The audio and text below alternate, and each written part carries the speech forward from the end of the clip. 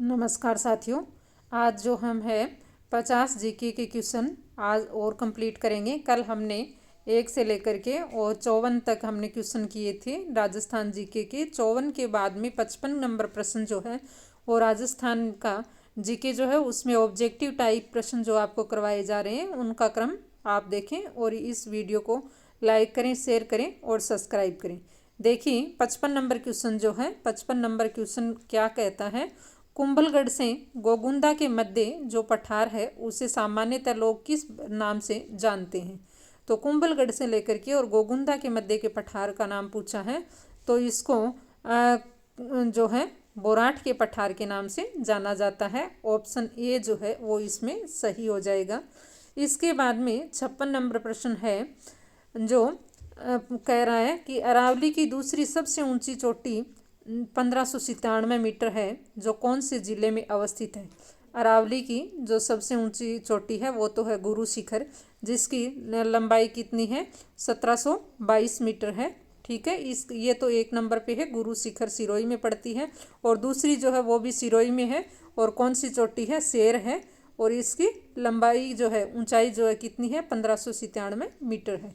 तो ऑप्शन जो है 4 नंबर इसमें सही आंसर होगा। इसके बाद में देखिए 57 नंबर प्रश्न है उदयपुर ज़िले, अपना 57 नंबर प्रश्न क्या कहता है, उदयपुर ज़िले के गांव जरगा और रागा के मध्य के पठार को वहां की जन समुदाय किस नाम से जानता है। तो वहां का जो जन समुदाय है उसे देशहरों के नाम से जानता है। यानी उदयपुर ज़िले के गांव जरगा और रागा के मध्य का जो पठार है उसको देशहरों के नाम से जाना जाता है। अगला 58 नंबर प्रश्न देखिए, यहाँ पर कहा गया है कि भैंसरोडगढ़ से बिजोलिया तक का जो भाग है रियासत काल में किस नाम से जाना जाता था। तो बिजोलिया से भैंसरोडगढ़ से लेकर के और बिजोलिया के बीच का जो भाग है उसको रियासत काल में किस नाम से जानते थे। तो इसको ऊपरमाल के नाम से जाना जाता था। ऊपरमाल जो है वो इसका सही उत्तर हो जाएगा। अगला जो प्रश्न है वो देखिए, देसूरी नाल हाथीदर्रा केवड़ा की नाल किस जिले में स्थित है। तो ये कहाँ पर है, ये उदयपुर में है। देसूरी की नाल, हाथीदर्रा और केवड़ा की नाल जो है वो उदयपुर ज़िले में है। इसके बाद में अगला जो प्रश्न है 60 नंबर प्रश्न, ये देखिए, उदयपुर क्षेत्र में तस्तरी नुमा आकृति वाली पहाड़ियों की मेखलाओं को स्थानीय भाषा में क्या कहते हैं। तस्तरी नुमा पहाड़ियाँ जो हैं उदयपुर में उनको स्थानीय भाषा में क्या कहते हैं। तो इनको स्थानीय भाषा में गिरवा कहा जाता है। ऑप्शन द जो है वो इसका सही आंसर होगा। इसके बाद में 61 नंबर प्रश्न है, अरावली पर्वतमाला का 80% भाग किस राज्य में अवस्थित है। अरावली जो पर्वतमाला है उसका 80% भाग कौन से राज्य में है। तो अरावली पर्वतमाला देखिए 692 जो है किलोमीटर है टोटल, और इसमें से 550 किलोमीटर जो है वो राजस्थान में है। तो 80% भाग किस में होगा, राजस्थान में होगा। ऑप्शन ब जो है वो इसका सही आंसर हो जाएगा। इसके बाद में अगला जो है 62 नंबर प्रश्न अपना, तो 62 नंबर प्रश्न है, अरावली की ढालों पर किसकी खेती विशेषतः की जाती है। अरावली के जो ढाल है तो देखिए इसमें जो ऑप्शन दिए गए हैं, बाजरा है तो पश्चिमी राजस्थान का है। कपास जो है वो ज़्यादातर राजस्थान में कहाँ होती है, तो हनुमानगढ़ और गंगानगर वाला इलाका है उसमें कपास होती है। तो ढलान के ऊपर जो कृषि होती है वो होती है मक्का की। तो इसमें 62 में सही आंसर होगा। ऑप्शन स जो है वो इसका सही उत्तर हो जाएगा। अगला जो प्रश्न है 63 नंबर प्रश्न, इसमें देखिए अरावली पर्वतमाला की समुद्र तल से ऊंचाई पूछी है। कहाँ से, समुद्र तल से ऊंचाई पूछी है। तो देखिए समुद्र तल से अरावली की जो ऊंचाई है वो 930 मीटर है। ऑप्शन द जो है वो इसका सही उत्तर होगा। फिर इसके बाद में हम जो है 64 नंबर क्वेश्चन पर चलते हैं, अरावली पर्वतमाला का कौन सा दर्रा या नाल मारवाड़ से मेवाड़ आने का रास्ता प्रदान करती है। यानी जोधपुर से और उदयपुर आते हैं मारवाड़ और मेवाड़। तो जोधपुर से उदयपुर जब आते हैं तो कौन सी जो नाल है, कौन सा दर्रा है उसके माध्यम से हम आते हैं। तो जिलाबा की नाल है इसके माध्यम से आते हैं। ऑप्शन स जो है वो यहाँ पर सही होगा। फिर इसमें देखिए राजस्थान का सबसे ऊंचा पठार कौन सा है। तो उड़िया का पठार जो है वो राजस्थान का सबसे ऊंचा पठार है। इसके बाद में अगला प्रश्न है, खारे पानी की झीलें एवं कच्छ का रन अवशेष हैं। तो खारे पानी की और झीलें और कच्छ का जो रन है जो गुजरात में, वो किसके अवशेष हैं? तो ये टेथी सागर के अवशेष हैं। ऑप्शन स जो है वो इसका सही उत्तर होगा। इसके बाद में अगला 67 नंबर प्रश्न जो है उसको देखते हैं। थार मरुस्थल राजस्थान के कितने प्रतिशत भूभाग पर है? थार का मरुस्थल जो है वो अत्यधिक राजस्थान में ही है, तो 61% भाग जो है ऑप्शन ए, ये जो है थार का मरुस्थल है, इस पर 61% भाग पर जो थार का मरुस्थल राजस्थान में है। अगला प्रश्न है 68 नंबर, निम्न में से कौन मरुस्थलीकरण के लिए जिम्मेदार है? तो मरुस्थलीकरण के लिए कौन कौन से स्तूप हैं? तो देखिए ये इसमें होगा अनुप्रस्थ बालू का स्तूप जो है ये इसके लिए जिम्मेदार है, तो ये इसका उत्तर हो जाएगा। अगला प्रश्न देखिए 69 नंबर प्रश्न है, किसके कारण धूल भरी आंधियाँ चलती हैं? तो धूल भरी आंधियाँ जो हैं वो अनुप्रस्थ बालू का स्तूप जो है इनके कारण है वो अधिक चलती हैं, तो ऑप्शन बे जो है वो सही होगा। अगला 70 नंबर प्रश्न देखिए, राजस्थान में कौन से जिले सर्वाधिक मिलते हैं, यानी बालू का स्तूप जो है वो कौन से ज़िले में सर्वाधिक मिलते हैं जहाँ धूल भरी आंधियाँ भी सर्वाधिक चलती हैं? तो धूल भरी आंधियाँ सबसे अधिक कहाँ चलती हैं? गंगानगर में चलती हैं, तो ऑप्शन से जो है वो इसका सही उत्तर होगा। इसके बाद में 71 नंबर क्वेश्चन देखते हैं, रेगिस्तान में राजस्थान के कितने ज़िले आते हैं? तो रेगिस्तान में राजस्थान के जो ज़िले आते हैं वो आते हैं 12 ज़िले। 12 ज़िले जो हैं वो रेगिस्तान में है राजस्थान के, तो इसमें 12 आंसर ऑप्शन स में है, तो 71 में ऑप्शन स जो है वो सही आंसर होगा। अगला प्रश्न देखिए 72 नंबर प्रश्न है, शुष्क एवं अर्ध शुष्क प्रदेश की सीमा रेखा का निर्धारण किया जाता है, कौन सी रेखा करती है? तो इसमें ऑप्शन है 25 सेमी वार्षिक समवर्षा रेखा है वो निर्धारण करती है, तो ऑप्शन ए जो है वो इसका सही उत्तर होगा। इसके बाद में अगला प्रश्न है 73 नंबर प्रश्न देखिए, पवनों के अपर्दन से निर्मित झीलों को कहते हैं? तो पवन जो है वायु जब चलती हैं तो इससे अपर्दन जो होता है उसके से बनी हुई झीलें कौन सी कहलाती हैं? तो प्लाया झील जो है वो कहलाती हैं, तो 73 में ऑप्शन स जो है वो सही होगा। फिर देखिए चट्टानों के मध्य, यहाँ पर क्या पूछा गया है? चट्टानों के मध्य बनी झीलों को क्या कहते हैं? तो चट्टानों के बीच में जो झील बनती हैं उन झीलों को बालसन झील के नाम से जाना जाता है। इसके बाद में 75 नंबर प्रश्न है अपना, तो वह भौगोलिक विभाजन के आधार पर पूर्वी राजस्थान है।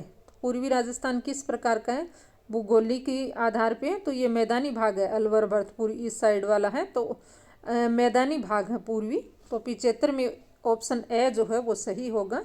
इसके बाद में 76 नंबर प्रश्न है अपना, लूणी नदी जो है इसका उद्गम स्थल बताना है। लूणी नदी जो है उसका उद्गम स्थल बताना है, तो लूणी नदी अजमेर में नाग पहाड़ से निकलती है, ऑप्शन बे जो है इसमें सही होगा। नाग पहाड़ से लूणी नदी का उद्गम क्षेत्र है। इसके बाद में अगला जो प्रश्न पूछा गया है वो पूछा गया है कि लूणी नदी के बहने का क्रम बताइए। तो देखिए अजमेर, नागौर, पाली, जोधपुर, बाड़मेर और जालोर, ये जो क्रम है लूणी का सही है। 78 नंबर क्वेश्चन पर चलते हैं। इसमें देखिए उद्गम स्थल पर लूणी नदी को किस नाम से जाना जाता है? तो उद्गम जब यहाँ होता है तो यहाँ पर सागरमती धारा एक, तो सागरमती के नाम से लूणी नदी को जाना जाता है नाग पहाड़ अजमेर में, तो इसमें सागरमती के नाम से उद्गम स्थल पर लूणी नदी को जाना जाता है। 79 नंबर प्रश्न है अपना, लूणी नदी का पानी बालोतरा बाड़मेर से आगे खारा हो जाता है, वहाँ नदी किस नाम से जानी जाती है? तो बालोतरा से आगे, बालोतरा कहाँ पड़ता है? बाड़मेर में पड़ता है, तो यहाँ से आगे जब लूणी नदी का पानी खारा हो जाता है तो इसको लवणवती के नाम से जानते हैं, ऑप्शन द इसका करेक्ट आंसर होगा। इसके बाद में 80 नंबर प्रश्न है, निम्न में से लूणी नदी की सहायक नदियाँ का क्रम बताना है अपने को। ये प्रश्न जो है बहुत बार पूछा जाता है, लूणी नदी की सहायक नदियाँ, तो वेरी वेरी इंपॉर्टेंट प्रश्न है, इसको आप जो है वो याद रखें। तो इसमें लूणी की सहायक हैं लीलड़ी, बांडी, मीठड़ी, जवाई, खारी, सागी और सूकड़ी, ये जो ऑप्शन है वो इसका करेक्ट आंसर होगा। 80 में ऑप्शन ए जो है वो सही है। इसके बाद में 81 नंबर प्रश्न है अपना, किस नदी को मृत नदी के नाम से जाना जाता है? तो मृत नदी के नाम से किसको जानते हैं? घग्गर को जानते हैं। और घग्गर कहाँ है? घग्गर जो है हनुमानगढ़ जिले में, जो शिवालिका की पहाड़ियों से निकलती है ये नदी, और इसको जो है पाकिस्तान तक ये जाती है। पाकिस्तान की एक जगह है फोर्ट अब्बास, तो फोर्ट अब्बास तक ये जाती है, और वहाँ पर इस नदी को हाकरा के नाम से भी जाना जाता है। और ये जो नदी है कहाँ बहती है? गंगानगर और हनुमानगढ़ में बहती है। तो मृत नदी जो है वो घग्गर नदी को कहा जाता है। अगला जो प्रश्न है, घग्गर नदी का उद्गम स्थल है। अगला पूछा है घग्गर नदी जो उसका उद्गम क्षेत्र, तो ए कालका यानी शिवालिका की पहाड़ियाँ, ये जो है ऑप्शन ए जो है वो सही आंसर होगा। अगला प्रश्न अपने को पूछा है, राजस्थान में घग्गर नदी कहाँ से प्रवेश करती है? तो ये है टिब्बी तहसील है हनुमानगढ़ की, टिब्बी तहसील से तो ये जो है राजस्थान में प्रवेश करती है। तो ऑप्शन से जो है 83 का सही आंसर होगा। अगला जो प्रश्न है वो है 84 नंबर, किन जिलों में घग्गर के बहाव क्षेत्र को नाली कहा जाता है? यहाँ पर कटा हुआ है कि कौन से जिले हैं जिसमें घग्गर के बहाव क्षेत्र को नाली के नाम से जाना जाता है। तो देखिए हनुमानगढ़ और गंगानगर में नाली के नाम से इसको जानते हैं।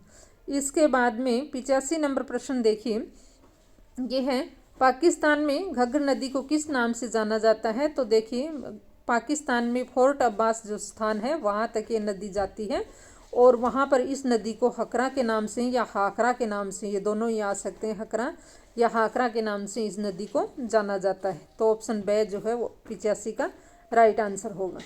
अगला देखिए 86 नंबर प्रश्न है अपना, घग्गर नदी का मैदान किन जिलों में है? तो घग्गर का मैदान कहाँ है? गंगानगर और हनुमानगढ़ जो जिला है यहाँ पर घग्गर का मैदान है। तो ऑप्शन द जो है इसका सही उत्तर होगा।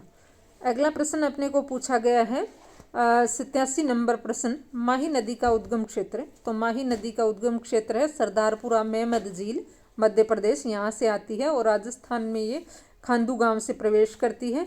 और इसमें जो है ये माही नदी जो है वो करक रेखा को 2 बार काटने वाली नदी है। करक रेखा जो है उसको 2 बार ये नदी काटती है माही नदी, और दक्षिणी जो राजस्थान है इसकी नदी है ये इसमें। तो ऑप्शन ए जो है इसका सही उत्तर होगा। इसके बाद में 88 नंबर प्रश्न देखिए, ये है राजस्थान में माही नदी प्रवेश करती है, कहाँ से करती है? तो खांदू गांव जो है वहाँ से, बांसवाड़ा से ये प्रवेश करती है। 88 में ऑप्शन बे जो है वो सही होगा। अगला प्रश्न पूछा गया है, माही नदी पर माही बजाज सागर बांध जो है, माही नदी के ऊपर माही बजाज सागर बांध बनाया गया है, कहाँ पर बनाया गया है? ये बनाया गया है बोरखेड़ा बांसवाड़ा में ये बांध बनाया गया। तो यहाँ पर जो है ऑप्शन से इसमें करेक्ट होगा। अगला जो प्रश्न है वो है 90 नंबर प्रश्न, वांगड़े या वागड़ की गंगा किसे कहते हैं? वागड़ या वागड़ की गंगा जो है माही नदी को कहा जाता है।